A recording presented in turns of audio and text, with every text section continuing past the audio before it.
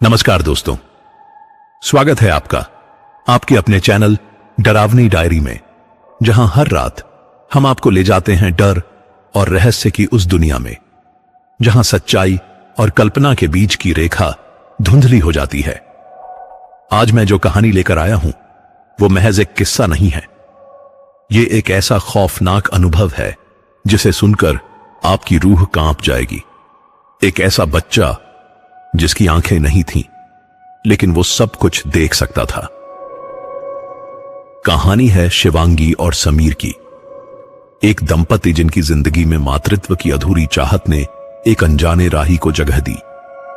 लेकिन वो बच्चा उनकी गोद में एक खुशी बनकर नहीं, बल्कि एक अनजानी सजा बनकर आया।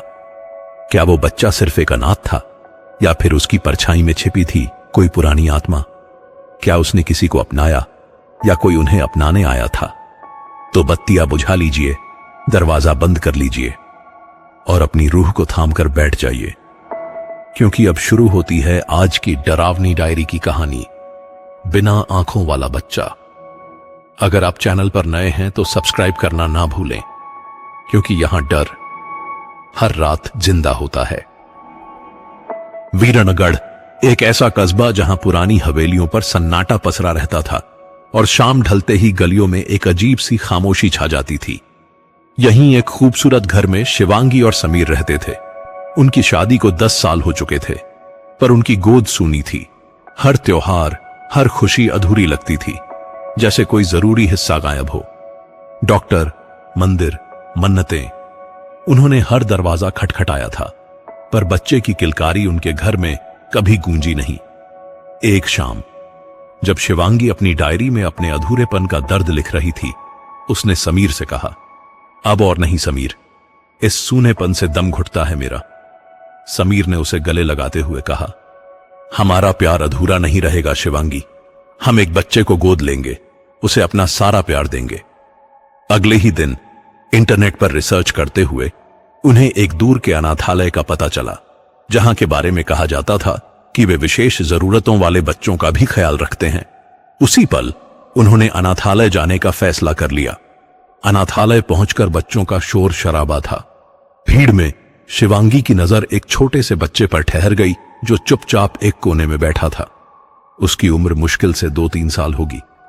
अनाथालय की संचालिका मिस लिली ने बताया, नाम आरव है इसका, बड़ा ही शांत बच्चा है, पर इसकी आंखें जन्म से ही नहीं हैं, इसे कोई गोद नहीं लेता। मिस लिली की आवाज में हल्की उदासी थी, लेकिन जैसे ही शिवांगी आरव के पास पहुंची, उसकी सांसें अटक गईं। आरव की आंखें नहीं थीं, सिर्फ कोरे खाली गड्ढे थे, जैसे किसी ने उन्हें कुरेद दिया हो। एक पल को शिवांगी का दिल धड़का, एक अजीब सा डर, पर फिर ममता का ऐसा सैलाब उमड़ा कि उसने सारे डर को बहा दिया। समीर ने भी आरव को अपनी बाहों में उठाया।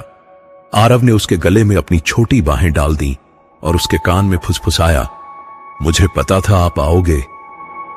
समीर और शिवांगी हैरान रह गए, पर उन्होंने इसे बच्चे की मासूमियत समझा। उन्होंने आरव को गोद ले लिया। आरव आम बच्चा नहीं था, यह तो पहले दिन से ही महसूस हो गया था। उसकी आंखें नहीं थीं, पर वो सब कुछ महसूस करता था, जैसे उसकी बाकी इंद्रियां 1000 गुना ज्यादा काम करती हों। कोई रोता तो वो आवाज सुने बिना ही उसके पास पहुंच जाता और उसे चुप करा देता। अगर कोई झूठ बोलता तो आरव तुरंत भांप जाता, भले ही सामने वाला कितनी भी मासूमियत से बात कर रहा हो। समीर ने जब डॉक्टर से बात की तो उन्होंने इसे जन्मजात संवेदना, अति संवेदनशीलता बताया। पर शिवांगी के मन में एक अजीब सी बेचैनी थी। उसे लगता था आरव उन्हें देखता है, शायद उनकी अपनी आंखों से भी ज्यादा गहराई से। एक अजीब सी चमक थी उसकी खाली आंखों में, जैसे वो किसी अनदेखी दुनिया को देख रहा हो जो आम इंसान नहीं देख सकता। एक रात वीरणगढ़ में अंधेरा घना हो चुका था। दूर कहीं से कुत्तों के भौंकने की आवाज आ रही थी और हवा में पत्तों की सरसराहट। शिवांगी की नींद अचानक खुली। उसे लगा कहीं से हल्की हल्की फुसफुसाहट आ रही है। यह कोई आम आवाज नहीं थी, इसमें एक अजीब सी ठंडक थी, जैसे ठंडी हवा सीधे हड्डियों तक पहुंच रही हो। वो धीरे से बिस्तर से उठी और आवाज की तरफ बढ़ी। आवाज आरव के कमरे से आ रही थी। उसने दरवाजे के पास जाकर देखा तो जो उसने देखा उससे उसका कलेजा मुंह को आ गया। आरव अपने पलंग पर बैठा था, लेकिन उसका मुंह सामने की दीवार की तरफ था और वो किसी से बहुत इत्मीनान से बात कर रहा था। उसकी आवाज धीमी थी, पर शिवांगी साफ सुन सकती थी। आरव ने कहा, नहीं, मम्मी अभी सो रही हैं, आप सुबह आना, उन्हें तंग मत करना। शिवांगी की रीढ़ में एक ठंडी सिहरन दौड़ गई। दीवार के उस पार सिर्फ खाली मैदान था, मीलों तक कोई घर, कोई इंसान नहीं। वो वहीं जड़वत खड़ी रह गई, सांस तक लेना भूल गई। उसका दिमाग समझ नहीं पा रहा था कि यह क्या हो रहा है। फिर कई बार उसने देखा कि आरव अपने कमरे में अकेले खड़ा होता और उसके होंठों पर एक अजीब सी रहस्यमयी मुस्कान होती, जैसे कोई ठीक उसके सामने खड़ा हो और वो उससे बातें कर रहा हो। कभी वो हवा में हाथ बढ़ाता, जैसे किसी के हाथ को छू रहा हो, कभी सिर हिलाता, जैसे किसी की बात पर सहमति दे रहा हो। शिवांगी उसे देखकर डर जाती, पर उस डर ने उसे पूछने की हिम्मत नहीं दी। एक दिन जब हिम्मत ने जवाब दिया, शिवांगी ने आरव से पूछा, बेटा, तुम किससे बात कर रहे थे उस दिन दीवार की तरफ मुंह करके? आरव ने अपनी खाली आंखें उसकी तरफ घुमाई और उसके होंठों पर वही रहस्यमयी मुस्कान फैल गई जो अब शिवांगी को अंदर तक डराने लगी थी। उसकी धीमी पर साफ आवाज में उसने कहा, जो यहां पहले रहते थे मम्मी, वो सब मुझे देखने आते हैं। शिवांगी का गला सूख गया। उसने किसी तरह पूछा, कौन कौन रहते थे? आरव की मुस्कान और गहरी हो गई और उसकी आवाज में एक अजीब सी ठंडी डरावनी खामोशी थी, जैसे वो किसी ऐसे राज को छुपा रहा हो जो सुनना नहीं चाहिए। उसने कहा, जो अब नहीं है वो सब। समीर और शिवांगी के घर की पुरानी दीवार पर एक बड़ी सी फ्रेम की हुई पारिवारिक तस्वीर टंगी थी। यह समीर के दादा दादी की पुरानी तस्वीर थी, जो बरसों से वहीं लगी थी। घर में आने वाले हर मेहमान की नजर उस पर पड़ती थी। एक सुबह समीर नाश्ता करते हुए अचानक तस्वीर की तरफ देखने लगा। उसकी आंखें फैल गईं। उसने अपनी जगह से उठकर तस्वीर को ध्यान से देखा। तस्वीर में, जो अब तक सिर्फ दादा दादी की थी, एक और चेहरा दिखाई दे रहा था, धुंधला सा, अजीब सा, ठीक दादी के पीछे, जैसे कोई परछाई हो जो अभी अभी कैमरे में कैद हुई हो। समीर ने आवाज दी, शिवांगी, ये देखो, ये नया चेहरा कहां से आया? शिवांगी ने सरसरी निगाह डाली और बोली, अरे, पुरानी तस्वीर है, शायद कोई दाग लग गया होगा या फ्रेम में नमी आ गई होगी। उसने ज्यादा ध्यान नहीं दिया, शायद उस बढ़ते डर से बच रही थी। लेकिन अगले दिन और फिर उसके अगले दिन वो चेहरा और भी साफ होता गया। वो सिर्फ धुंधली परछाई नहीं थी, बल्कि एक औरत का चेहरा था, जिसकी आंखें अजीब सी दिख रही थीं, जैसे उनमें कोई भयानक उदासी या गुस्सा भरा हो। और सबसे डरावनी बात यह थी कि जब भी वो चेहरा थोड़ा और साफ होता, आरव उस तस्वीर को देखते हुए अपने कमरे में बैठकर अकेले ही हंसता रहता। उसकी हंसी में कोई मासूमियत नहीं थी, एक अजीब सी ठंडी तीखी आवाज थी, जैसे किसी सूखे पत्तों पर रेंगने की आवाज या टूटे हुए शीशे की सरसराहट। शिवांगी एक दिन और डर गई जब उसने आरव से पूछा, बेटा, ये कौन है तस्वीर में? ये तो पहले नहीं था। आरव ने अपनी खाली आंखों से तस्वीर की तरफ इशारा किया और बोला, जिसे सबने भुला दिया था, अब वो वापस आ रहा है, सबको याद दिलाने कि कोई मरा नहीं है, बस इंतजार कर रहा है। उस दिन के बाद से घर में एक अजीब सा माहौल हो गया।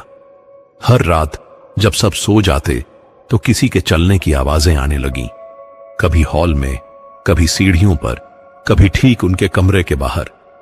आवाज ऐसी लगती जैसे कोई भारी कदमों से घिसट घिसट कर चल रहा हो, और हर कदम के साथ घर की पुरानी लकड़ी चरमरा उठती। शिवांगी और समीर दोनों डर के मारे सिकुड़कर बिस्तर पर पड़े रहते, आंखें बंद किए।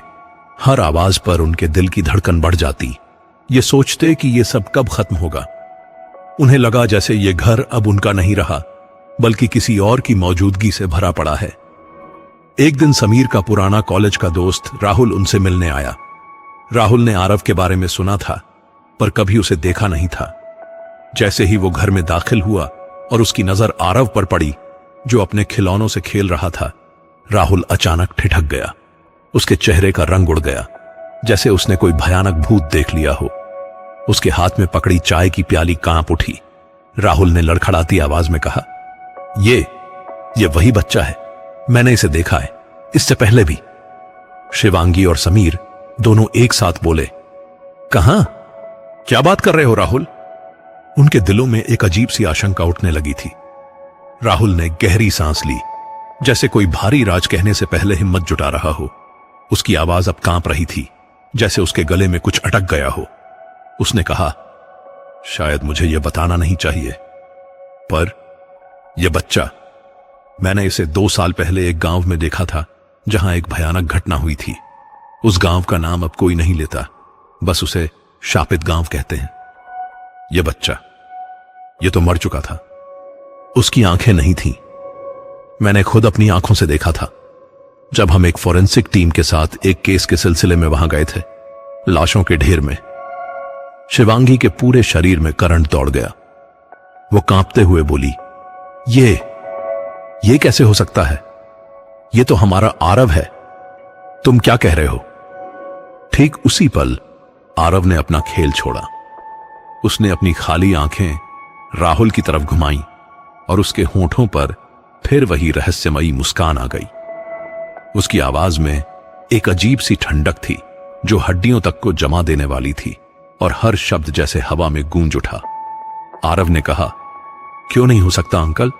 मैं मरकर भी बोल सकता हूं ना। आप सब तो डर जाते हो, पर मुझे तो आदत है। राहुल के चेहरे पर खौफ साफ दिख रहा था। वो बस खड़ा आरव को देखता रहा। उसकी आंखों में ऐसी दहशत थी जो समीर और शिवांगी ने पहले कभी नहीं देखी थी। समीर और शिवांगी एक दूसरे को देखते रह गए। उनकी दुनिया एक पल में हिल चुकी थी। उनका बच्चा मरा हुआ? यह क्या हो रहा था? क्या वो किसी भयानक साए के साथ रह रहे थे?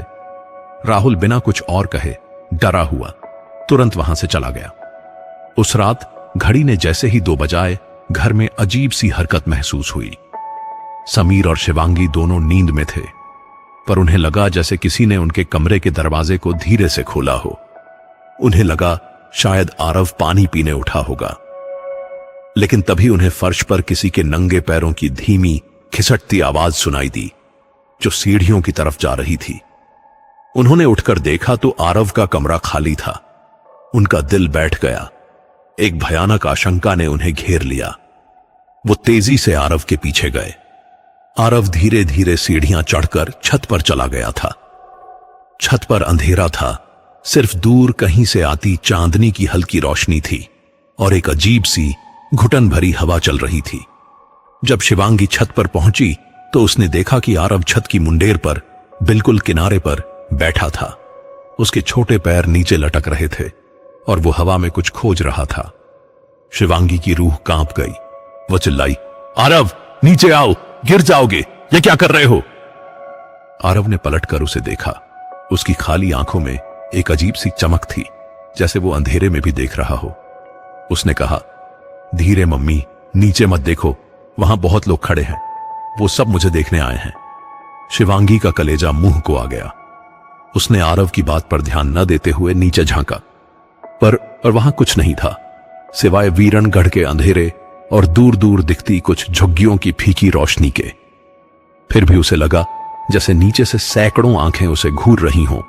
एक अजीब सी ठंडक ने उसे जकड़ लिया। पर तभी आरव ने फिर कहा। उसकी आवाज में एक अजीब सी खुशी थी जो डर पैदा कर रही थी। उसने कहा, ये सब मेरी मां का इंतजार कर रहे हैं, वो आ रही हैं, उनका रास्ता साफ है।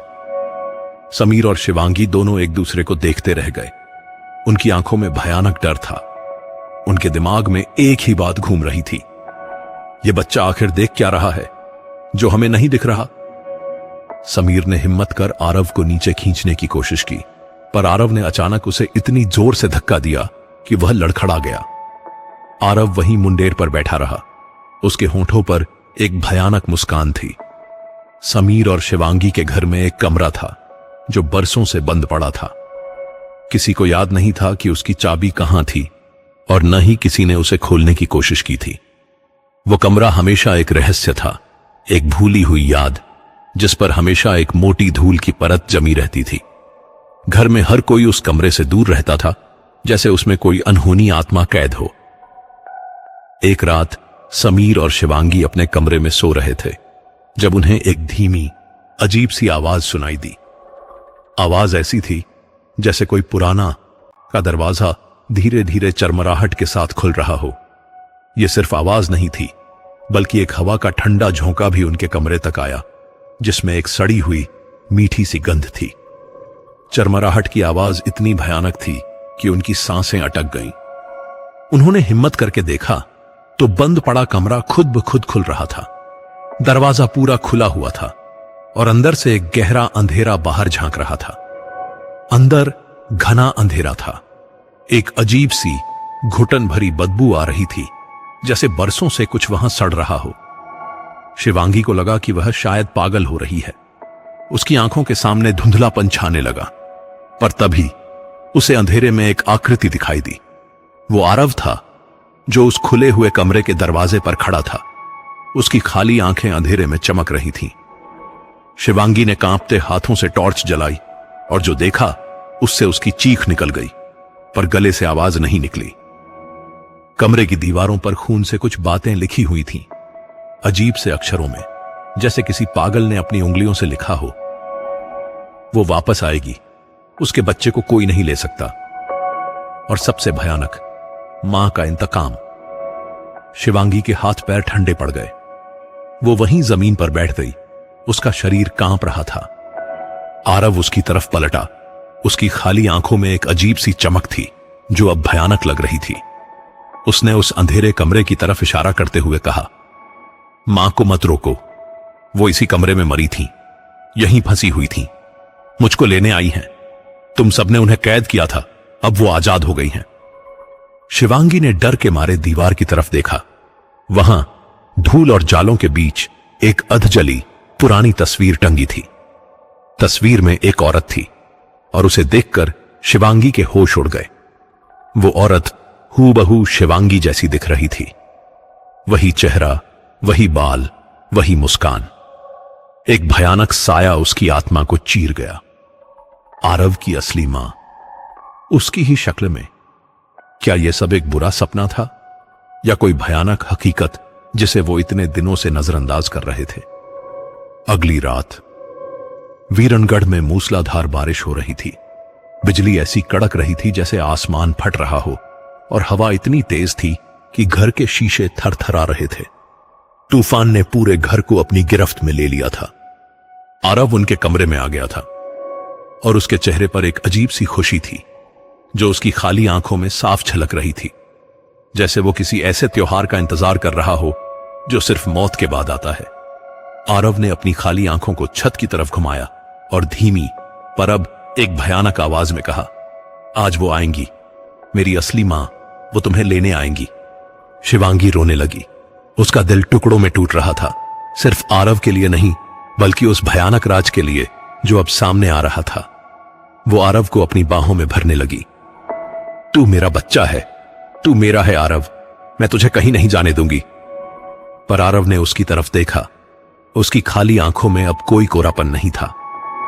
उनमें खून टपक रहा था, जैसे किसी गहरे घाव से निकल रहा हो, और वो आंखें अब किसी इंसान की नहीं, बल्कि एक शैतानी ताकत की लग रही थीं। उसकी आवाज अब बच्चे जैसी नहीं थी, बल्कि किसी बूढ़े, भयानक, रोंगटे खड़े कर देने वाली औरत जैसी लग रही थी। आरव ने कहा, तुमने मुझे चुराया है, तुमने मेरी मां से मुझे छीना है। अब मां सबको साथ ले जाएंगी, तुम सब मेरे हो। ठीक उसी पल एक जोरदार बिजली घर के ठीक ऊपर गिरी और पूरे घर की सारी लाइटें धड़ाम से बंद हो गईं। अंधेरे में शिवांगी की भयानक चीखें गूंजने लगीं, ऐसी चीखें जो किसी की आत्मा को कंपा दें। चीखों के साथ कुछ और आवाजें भी सुनाई दी, जैसे किसी के घिसटने की आवाज, और फिर एक अजीब सी शांत खामोशी, जैसे सब कुछ थम गया हो और सिर्फ तूफान की आवाजें बची हों। सुबह हुई, बारिश रुक चुकी थी और सूरज अपनी रोशनी बिखेर रहा था, पर वीरनगढ़ के उस घर में कोई रोशनी नहीं थी, सिर्फ एक भयानक सन्नाटा था। घर का दरवाजा खुला पड़ा था, अंदर सब कुछ खाली था। शिवांगी और समीर और आरव सब गायब थे। जैसे कभी थे ही नहीं, जैसे उन्हें जमीन निगल गई हो।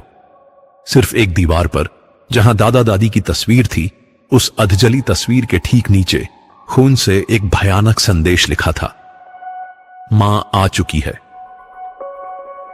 क्या आपने कभी किसी पुरानी चीज में किसी की परछाई देखी है? अगली बार जब कोई बच्चा आपसे बात करे और उसकी आंखें आपको कुछ और दिखाएं, तो ध्यान से सुनिए। कहीं ऐसा तो नहीं कि वो किसी और से बात कर रहा हो, कोई जो अब इस दुनिया में नहीं है पर वापस आ चुका है। अगर आपको यह वीडियो पसंद आई हो तो इसे लाइक करें, अपने दोस्तों के साथ शेयर करें और हमारे चैनल डरावनी डायरी को सब्सक्राइब करना न भूलें, ताकि अगली बार जब अंधेरे में कोई कहानी करवट ले तो आप उसे सबसे पहले सुने। डर के इस सफर में हमारे हमसफर बनिए, हर रात एक नई दहशत के साथ।